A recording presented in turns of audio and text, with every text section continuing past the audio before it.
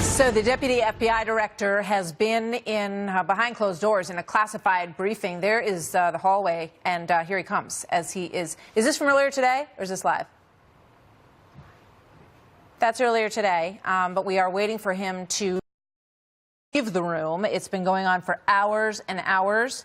No doubt he is being grilled by the likes of Congressman Trey Gowdy, Congressman Peter King on the HIPSCI committee, as we call it, the House Select Intelligence Committee.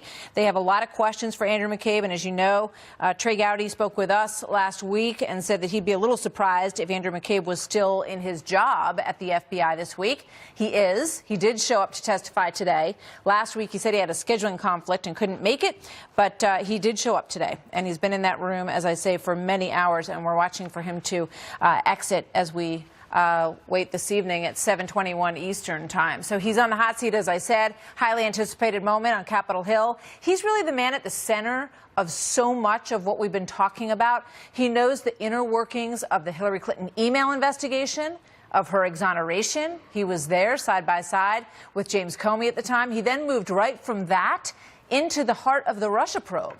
And we now know that members of his team were so biased against the president that they had to be removed from the special counsel's team, part of this whole thing. So what happens now?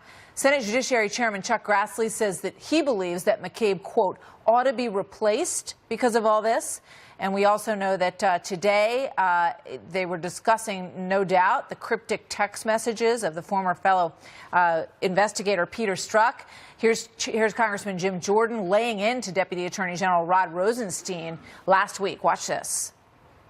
This is a text message from Mr. Strzok to Ms. Page, recalling a conversation and a meeting that took place in Andrew McCabe's office, Deputy Director of the FBI, recalling a meeting earlier.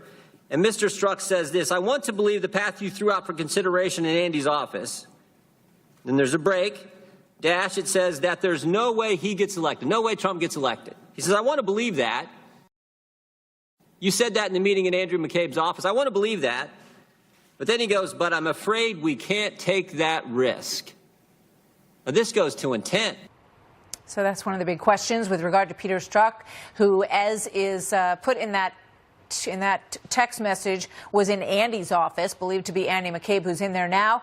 Jordan and other Republicans are demanding subpoenas for Strzok, for his lover, Lisa Page, also Bruce and Nellie Orr, who are married. Bruce Orr has been demoted in his role in the special counsel investigation. His wife, Nellie, worked for Fusion GPS. So as you can see, it's a pretty tangled web that has been woven here. Here now, Congressman Andy Biggs and Matt Gaetz. Both are on the House Judiciary Committee, and both have called for the resignation of Robert Mueller in this investigation. Gentlemen, welcome. Good to have you here tonight.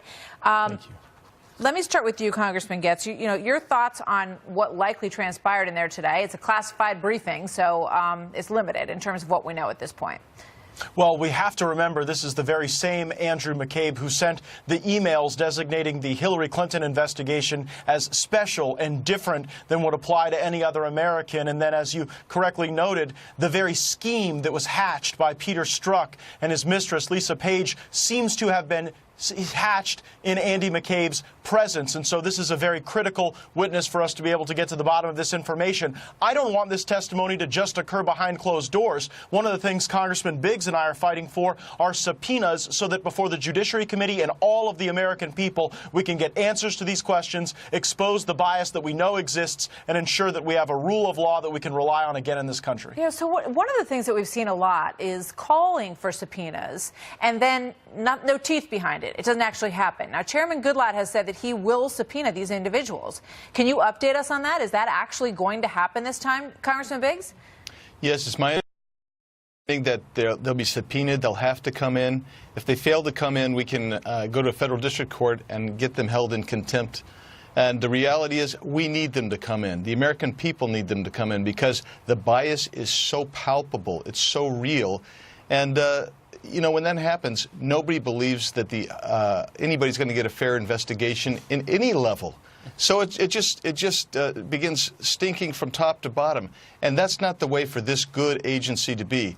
We need to get rid of the bad apples in there, and we need them to come testify how they were trying to influence, whether it's the Hillary investigation, And that goes back years, as well as the election itself. Congressman Gates, what about Christopher Wray, the new head of the FBI? And the judiciary obviously has oversight of the Justice Department and of the FBI, which is an integral part of that as well. You know, are you going to be speaking with him further about moves that you would like to see take place at the FBI so that they can remove themselves, this cloud from over their organization?